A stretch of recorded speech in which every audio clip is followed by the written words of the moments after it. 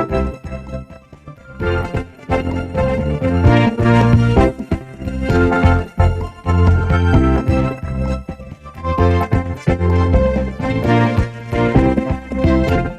just about 3 weeks, the year 2023 will roll in like a much-awaited album launch featuring many political tracks, but with one likely to go to the top of the charts.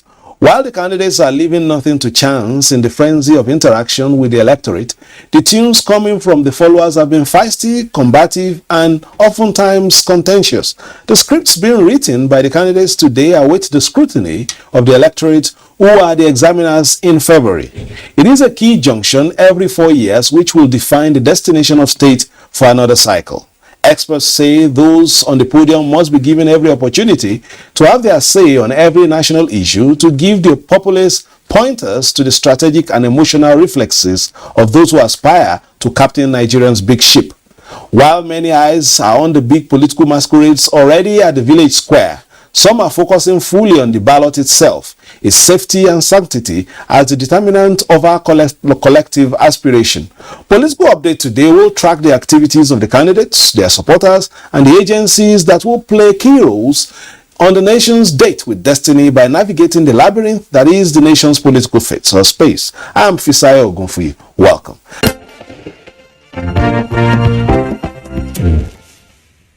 Let's begin to track activities of the political parties, and we start with the All Progressives Congress and its presidential campaign activities. The atmosphere in Nigeria is already dominated with political activities.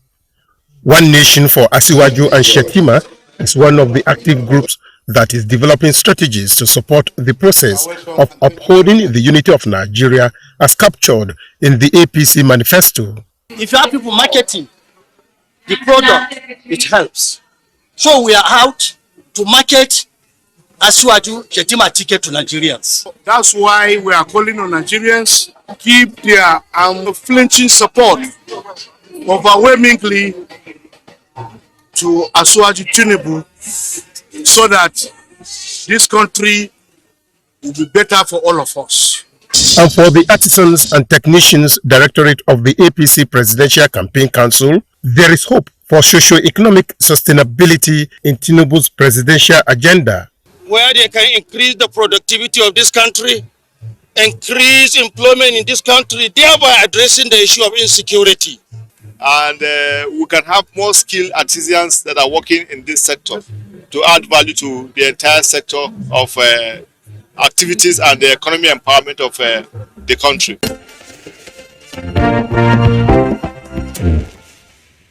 The Northeast Women Presidential Campaign Rally brought together spouses of the Progressive Governor and that of Borno State Deputy Governor, National Assembly members, national and state women leaders, as well as APC stalwarts among other dignitaries. Elkanimi Warrior Sports Center Maiduguri was filled to capacity as party supporters from the 6 states trooped in their numbers to show their support to the APC presidential candidate. Vote in Borno State, the presidential election is very personal, not only because the candidate is from Borno State, but because the APC administration under Excellency President Muhammad Buhari has significantly improved our security situation across the Northeast. Wife of the presidential candidate, Senator Oluremi Tinubu, that of the vice presidential candidate, Nana Shetima, as well as the Northeast Coordinator, Women Presidential Campaign, Dr. Falmata Babagana Zulum, noted the strides made by the APC administration in Borno and at national level, assuring commitment of Tinubu Kashim to improve quality of life for all, including women and children. So we can assure the youth that youth unemployment will be something that will be at the front border of the Tinubu Shetima administration.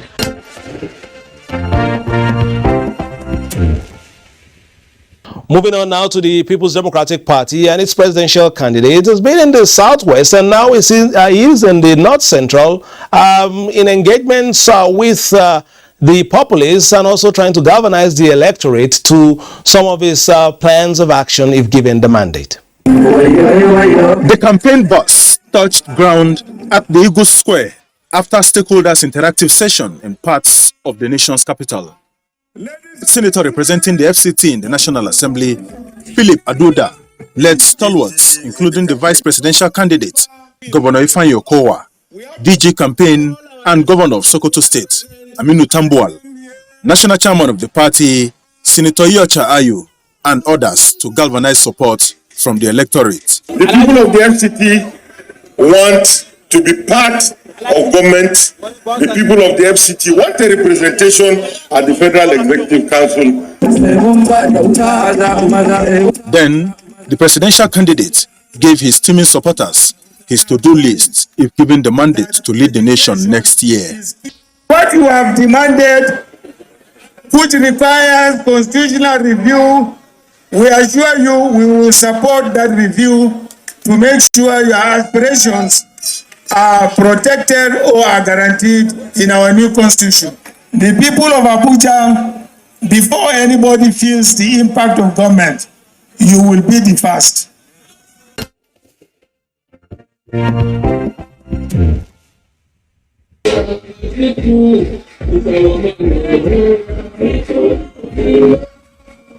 State and National Working Committee members of the PDP led the efforts to canvass for votes from the people of Nasarawa State, who were at the Lafia Square in their numbers. Former Minister of Information and Director General of the State Presidential Campaign Council, Labaran Mafu, said the PDP is set to return fully in Nasarawa State in 2023. National Chairman of the party, Senator Yocha Ayu, officially presented the party's flag to the Nasarawa State governorship candidate, David Umbogado, after receiving about 10,000 decampees from other parties in the state to the Nasarawa PDP.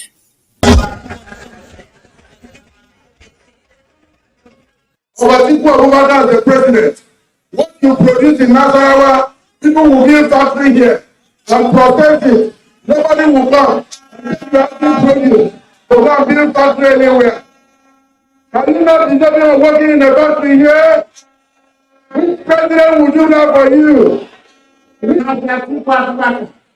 one man who is prepared, experienced, and ready to work with all Nigerians to turn things around for the good of our youth, for the good of our women, and for the good of the entire country. We have over 3,000 lives on free enterprise program. They have been benefiting for the past 4 years. The presidential candidate, Atiku Abubakar, was first presented with a certificate of endorsement by the National Association of Nigerian Students, North Central Zone. Afterwards, he told the people that his 5 thematic point contract with the Nigerian people for the rescue and recovery mission will establish a people-oriented governance structure that will address insecurity, poverty, as well as boost the education sector and revive the economy. We will link up Nasarawa with all other neighboring states as far as our road infrastructure is concerned. Having said that, I want you people to make sure that we win this state this time around.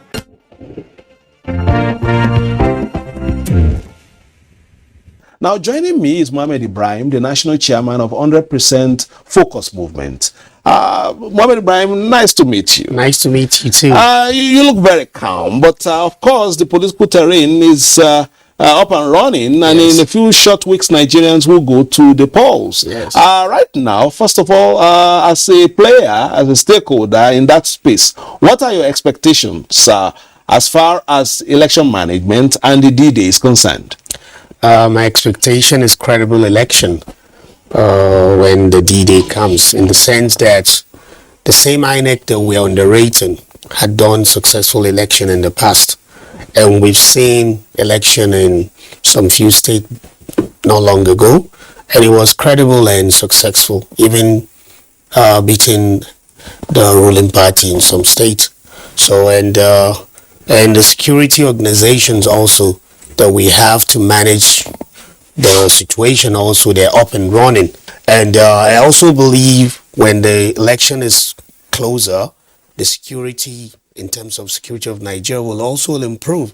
And these people managing the voters' expectation are also experienced people. They were just like this organization, NTA. You can't write down NTA when you're talking about broadcasting in Nigeria. So, and like I said, we cannot replace NTA, we cannot replace INEC. So we have to give INEC the benefit of doubt that they've done successful election in the past, and since 1999 till date, definitely they have experience and they will be able to manage the situation when the time comes. While thanking you for your vote of confidence, we would like to ask, for especially people in the political space, that are we expecting more crossfire, or will you go straight to the issues so that Nigerians will be able to at least, have the opportunity to sift through what you plan to, give to the people when perhaps your party is given, the thumbs up by Nigerians to go ahead come May 29 next year?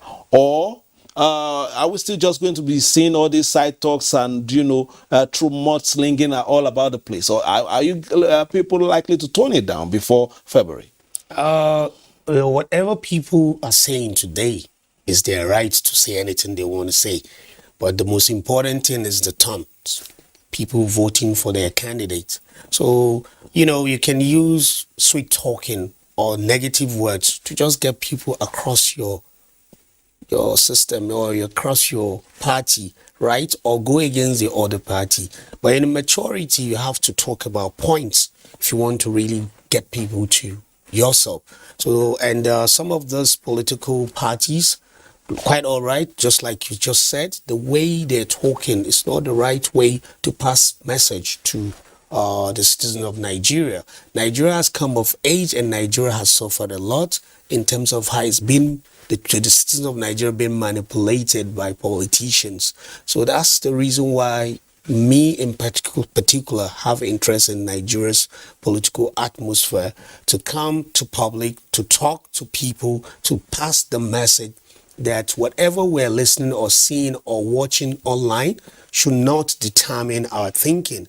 Our thinking is all about who we are, what we're supposed to do, what are our problems, and how do we intend to solve it. We're one united, one nation. We should not be separated by all this jumble that we're seeing every day. We should think about our country, that's the only piece we have. The only piece of cake that we have to manage is Nigeria. So definitely you have to do this, don't do this, Muslim, Christian, not coming together, different languages. Everybody is saying, I'm from this.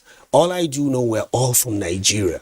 And that's what connects together. So we need to look and focus on that. So I believe that before the 2023 general election, people like me and other people will start talking sense to Nigerians to calm down. It's not do or die affair. So let your candidates be able to send a message across to the people that he's going to lead, which is Nigeria in particular. So whoever that comes out should be the person we should follow. And there should be peace talk, not to be going against one another as if we're fighting for a position that is outside this country. And we're talking about Nigeria. Nigeria needs to live in peace. And it can only live in peace if you pass in the right message to people. If you don't like me today, I should be able to know your weak points, to be able to capitalize on it positively so you can see benefit in what I'm trying to present to you. Not to fight you, not to go against you, not to talk about your physical appearance and all the things like that. Let's go to the meat of the matter. 100% focus movement. Tell us your expectations and why you're selling your candidate. Okay, 100% focus movement initially is created to focus on Nigeria, right? Nigeria has come a long way as a nation. Since 1960 when it's been formed, and Nigeria has not been allowed by itself to rule itself fully. We've gone through a trauma of war, trauma of military, trauma of politicians. So many things had happened to Nigeria, but yet it has developed to some extent. So 100% focus is created to give positive thinking about Nigeria to Nigerians, that this country of ours is not doing bad. It's a country that has challenges just like any other country.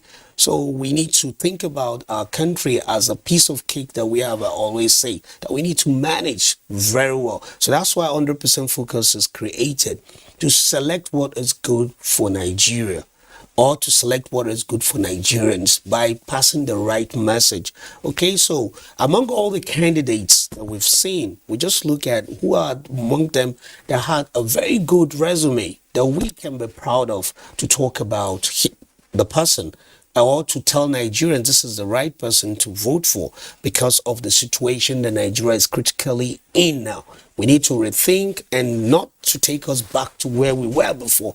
We've seen Nigeria before. We've seen so many things before. So now we want a Nigeria that will move forward. And Nigeria can only move forward if it has a continuous agenda of what I have done today up to this extent, and you come and pick it from that extent and continue. So it's strategically from the party point of view. Is it just about continuity? Is there some competence that you're selling to us? Yes.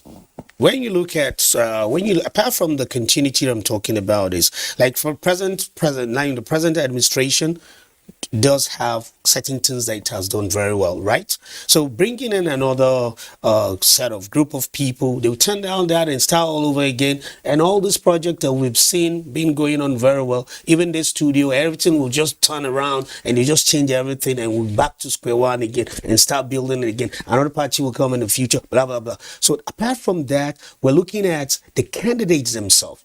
What have they done in the past? It's all about ruling the nation. Before you can rule, you have to be a follower. You have to be someone that had struggled with people from a scratch. What have you done? So one of the candidates, among the four, like Bola Ahmed Tinubu, must have done a lot for Nigeria.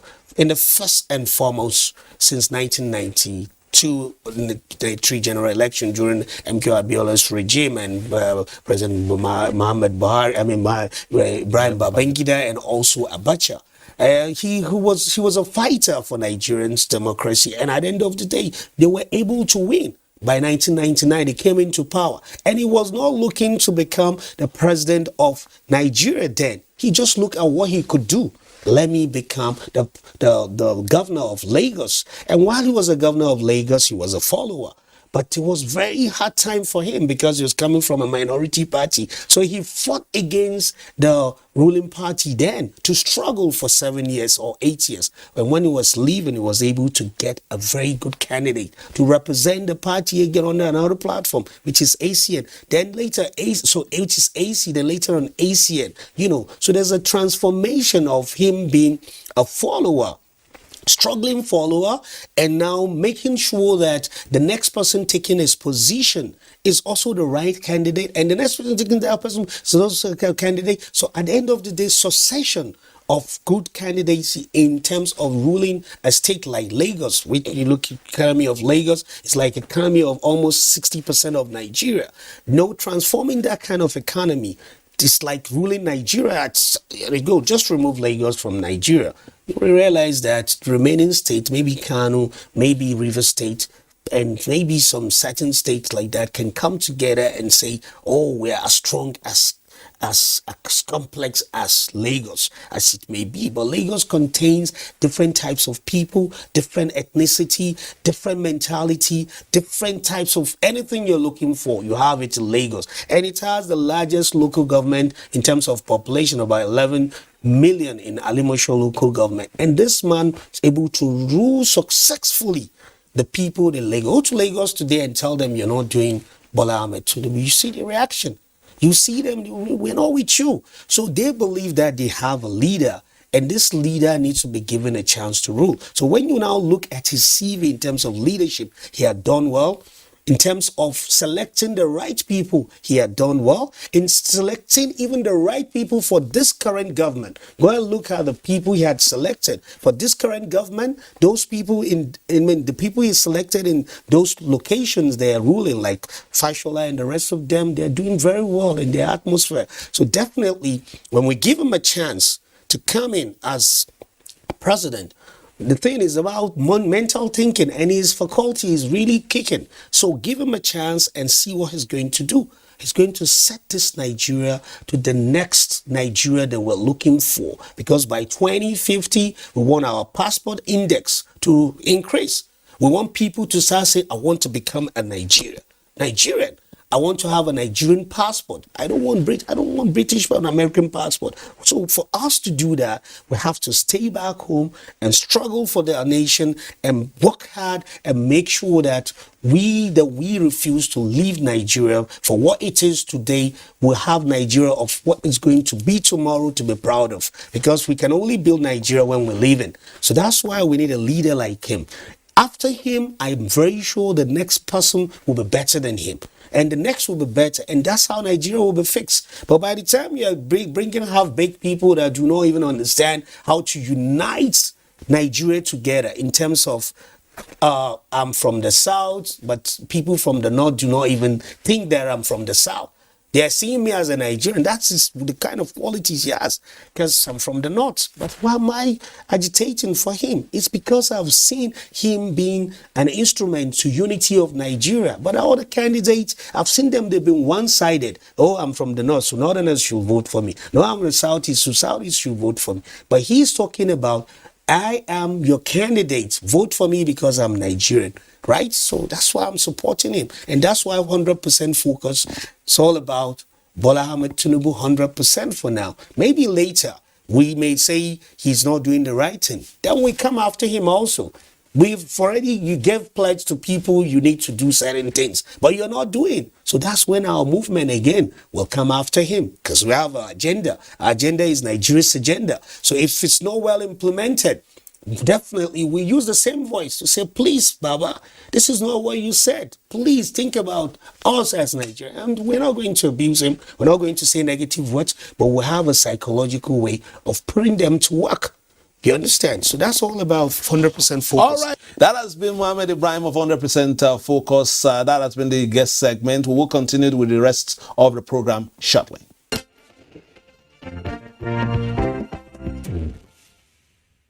To other political activities across the country as momentum continues to gather ahead of the 2023 polls. The Labour Party's press conference at its campaign office near Old Komo, Lokoja, is to rally support for its plans to set up a mechanism that will revitalize all sectors of Nigeria's economy by 2023. Obi said, 130 million Nigerians, come and join me. Let us form a government. It's not about tribe, it's not about religion, it's about competence, character, capacity, and consistency with a lot of compassion. According to the party spokesman, Kogi State, which is strategically located and has over 29 mineral deposits, has a better chance of achieving the campaign promises of moving Nigeria's economy from consumption to production.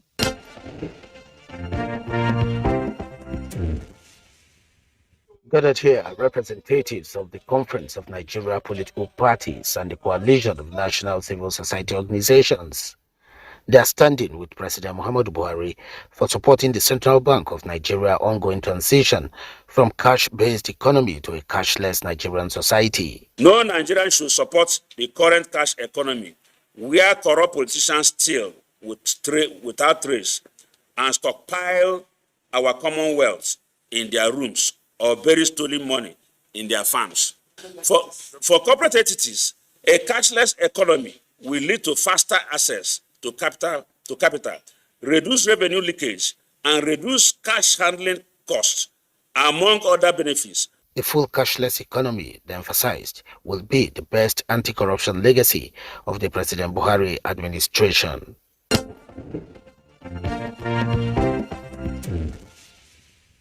And that has been political updates for today. Don't forget to keep it locked on the Nigerian Television Authority, Africa's finest and largest for news, reviews, previews, and interviews. And of course, it is the political season, so play your politics for the greater good. Bye-bye now.